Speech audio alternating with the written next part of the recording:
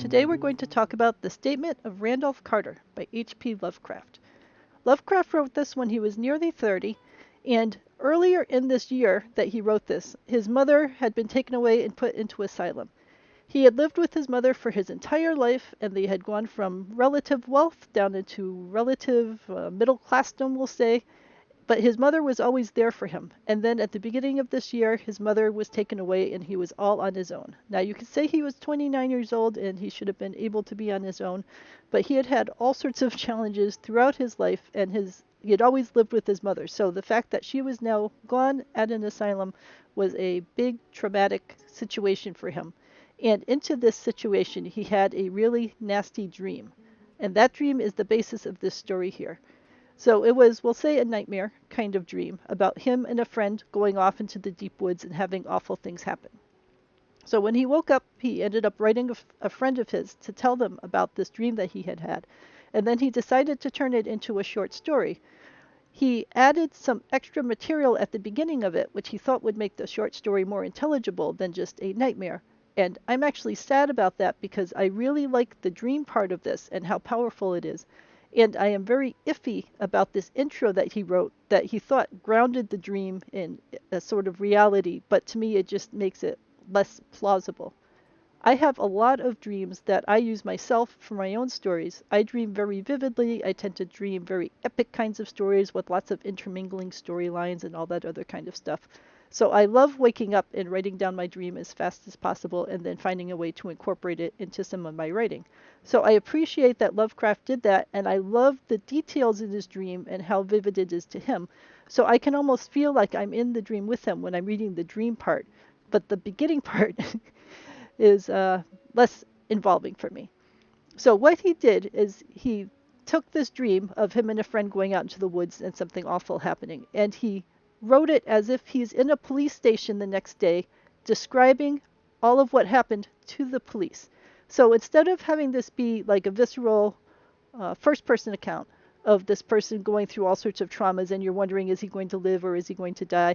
You've got him the next day just sort of recounting it to police officers, and not only recounting it, but he's in a bored way. He says, I repeat to you, gentlemen, that your inquisition is fruitless. Detain me here forever, if you will. Confine or execute me. So he's already told this story to the police like 8 or 9 times because they don't believe him. And he's at the point where he's just reciting it to get through it another time, which doesn't give a feeling of great power or urgency to the story. And also, he has set this story now in a swamp of Florida, which adds all sorts of extra problems to it. In the original dream, I think he was in Massachusetts, which makes much more sense for how the dream unfolds. So he's got it set in a police station in Florida, in a rural part of Florida, and he's like saying to these police officers, imagine some rural Floridian police officers sitting in their little police station, and this guy is saying to them, your inquisition is fruitless, and going on at length about nothing has been distorted or concealed. My dark cloud has come over my mind. I mean, the police officers would probably not be dealing with any of this, especially on the 4th or 5th retelling when a person is missing, maybe like seriously injured or dead in the swamps, and they need to know where this person is. And all they have is this very eloquently speaking person going on in immense detail about what they remember seeing. You know, it's the staple of police shows that they'll ask a person over and over again because they're trying to get more details that maybe they forgot, or get them to trip up and reveal something of the truth because they can't tell the same lie over and over again. But it just pulls me out of the story to have him going on like this when the police are trying to find an actual murder victim or a lost person. So he's telling the police, I don't know what happened to my friend. I hope he's in oblivion. I've been his best friend for 5 years, but he doesn't seem to care about finding him.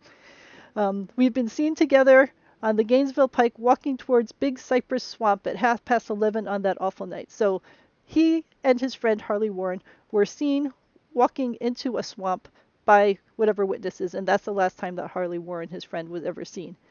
They had lanterns, spades, coils of wire, and he goes on about the books that Harley Warren was studying, strange, rare books in the languages that he did not understand. He's worried about the kinds of books that his friend read. His friend got this special book from India a month before. He doesn't know what was in it. The witness again saw him at 11:30, heading for the swamp. He doesn't remember that at all. He only remembers one particular scene, and that there was a waning crescent moon high in the vaporous heavens. So he's obsessed with this moon because he mentions it 4 or 5 different times. But it certainly could be in the dream part of it that the moon was something that kept catching his eye and being, especially if it's a night scene, the only thing that you could really see besides the darkness around you. So I do like, once we get into this dream part, the descriptions and the layout of the dream. But it is also a little bizarre because we're coming at this from the point of view of the surviving person being in a police station telling it. He wouldn't be telling it like this. He wouldn't be saying, on every hand there were signs of neglect and decrepitude, and I was haunted by the notion that War and I were the first living creatures to invade a lethal silence of centuries. So they're in this cemetery, but he moved it to Florida. Like I said, the dream took place in Massachusetts. Maybe he thought Florida would be more creepy. But how is there a cemetery in Florida that is overgrown, that is centuries old? And this was written in the early 1900s. People who would be using these kinds of cemeteries with mausoleum facades and urns and slabs wouldn't have been down there centuries ago. This is more of a Massachusetts kind of thing. And what they end up doing is they find a giant heavy slab that it takes 2 of them to move, which is covering up stairs going down into the earth. Now, this is perfectly fine for Massachusetts because we have tons of root cellars and other things like that here in Massachusetts. But in a swamp in Florida, they are at pretty much water level. They don't have, in general, cellars and that sort of thing in Florida because everything is water down there. So the idea that they would pull up a super heavy slab that it took both of them to lift, to then have stairs going down that are so deep that the person who goes down the stairs is like taking corners and turning and all of that sort of stuff. This would not work in Florida. It would be water. It would be a completely underwater thing. So that also takes me out of the immersion of the story. And it has to do with him changing the dream. If he had just stuck with the dream as it was and told it first person, that you saw the gross luxuriance of the unhealthy vegetation and stuff, it would have been much more powerful than to think that it's the surviving character telling this for the 8th time to bored police officers who just want to try to find the missing person. So one of the things I did like in here, talking about the descriptions, is, let's see, now I have to find it. Ah, here we go. It was filled with a vague stench which my idle fancy associated absurdly with rotting stone. My father loved going to cemeteries. He was a genealogist, and we would go through old cemeteries all over Massachusetts and take pictures of the gravestones and document who was where and all that kind of stuff. And this is the kind of smell that I am very familiar with. And it is very visceral to read these kinds of descriptions. So I like that. Now, I understand some people say stone can't rot, but, really it does. It gets eaten away by the mold and mildew and stuff, and it falls into little pieces, which, is sort of the definition of rotting. So anyway, they takes both of them with their combined strength and lots of heaving to get this stone up off of the entryway into the ground, which we'll say magically happened in Florida because it doesn't really ever happen in Florida. And there is a rush of gases that are toxic, and they have to stand back and let that happen. I'm pretty sure that that's also what happened in the Castle story, whose name I, of course, now forgotten. But his first story had a pit that the main character found in the castle, and it was full of noxious gases. So he really likes this whole noxious gas coming out of a tomb that has been sealed for a long, long time kind of idea. So eventually the fumes dissipate, and they're able to think about going down. And Warren decides that he's going to go down on his own, and he's going to leave the main character up on the surface to be able to serve as a lookout guard, we'll say. And they're going to still be able to talk to each other because this is important for the storyline, through a long telephone cable. So what they've got, this is before the day of cell phones, clearly. So they've got a very long telephone cable with a telephone on each end. And in essence, one person's going to go down, dragging the telephone cable, and the other person's going to sit at the entrance of the tomb and be able to talk to the other end of the telephone. So like an, old-fashioned walkie-talkie, we'll say. So The friend says that they're going to go down and they'll be sure to keep the main character informed on the telephone of every move, and I've got plenty of cable here. And the friend doesn't want him to go down alone, but he ends up just letting him go. And, I have to say again, somehow this friend that is the one that managed to survive the night remembers a gigantic, long dialogue that he had with his friend, and that the friend said all these things to him. Now, on one hand, I could hear that it's seared into his memory because this was such an awful situation. But again, it just strains believability for me. If this was active and this was actually being told to us as it happened, not only would I worry more about the main character living or dying or something happening to him, but also would make more sense that we know the whole dialogue because we're hearing it when it's actually being said. So off he goes. The main character sitting here in the hoary and deserted city of the dead, imagining ghastly fantasies and illusions. And he sits there and waits, checks his watch, and then there's 15 minutes go by, but nothing's happening. No one's talking on the telephone. You would think the guy who's going down there would be giving reports like saying, oh, I'm turning left or I'm going right. But it's got to be a pretty deep complex down there if he's going down for 15 minutes and walking around without actually reaching whatever his destination is. So finally the friend gets down there and says, if you could see what I was seeing, it's terrible, monstrous, unbelievable. Now, of course, in all of these situations, and this is something that I tend to point out when I'm reading stories, the person is able to say all these things, but they don't say anything that's actually useful, like, oh, it's a giant spider, or it's a bunch of killer ants, or something useful. They say, oh, you must see it for yourself. Here, you have to go 15 minutes with me to follow me before you can see it, because I couldn't possibly describe it to you, even though I can say all these other things. It's not like he's coughing and choking and unable to talk. He's able to have these really long dialogues, which again, the main character remembers word for word and is able to relay in full glory to the police detectives to tell them what he remembers seeing. So the main character keeps asking, what are you seeing? And the only thing that the character down in the pit keeps saying is, I never dreamed of this. For the love of God, put back the slab and get out of this if you can. Now, it took both of them a huge amount of effort to get the slab off the top of the tomb. So how is one person possibly going to then get it back on top of the tomb to seal it?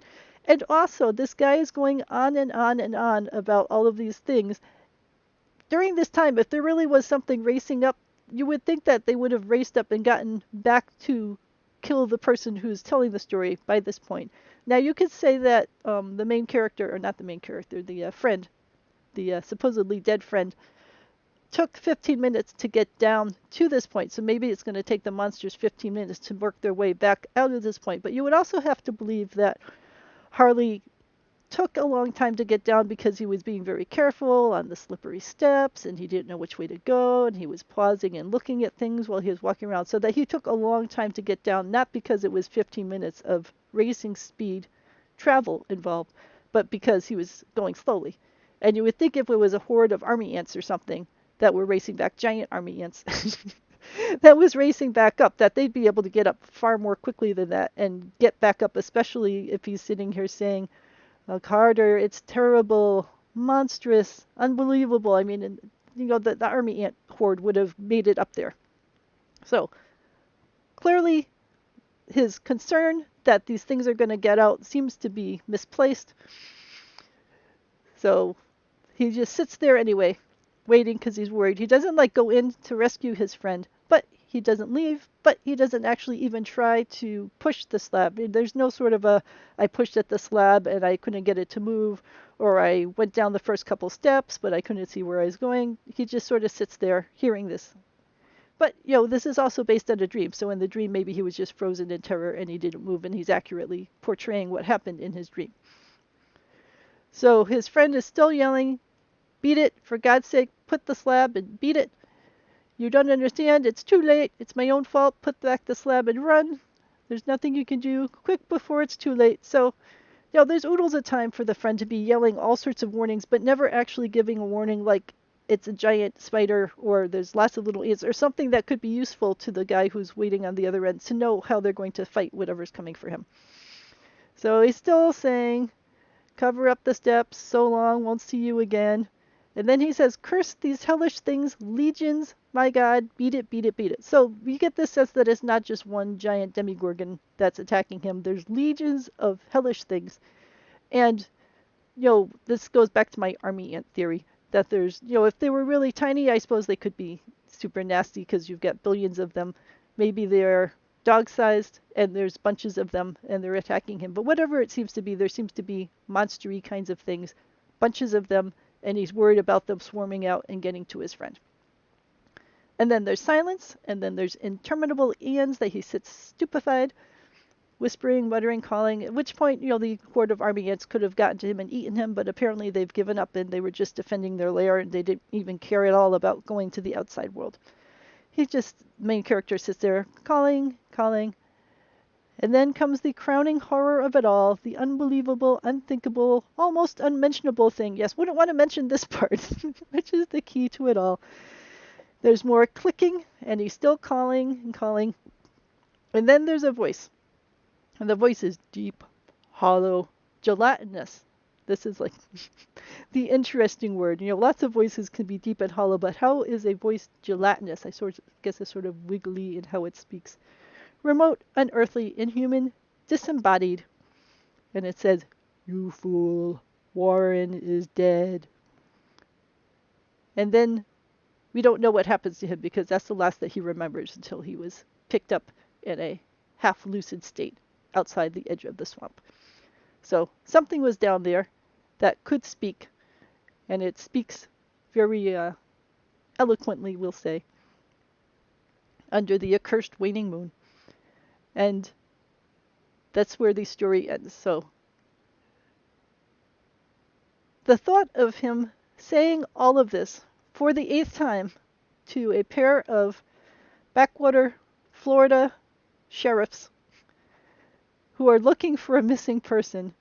After I think the first time or two that he told them this, I would think that they would just give up on him and consign him to the local asylum and say, clearly we're not going to get anything useful. I mean, are they really going to want to hear this story for the 8th time and say, all right, are we going to find some sort of semblance of sanity to this? And they say that they went to the place and that they didn't find anything at all.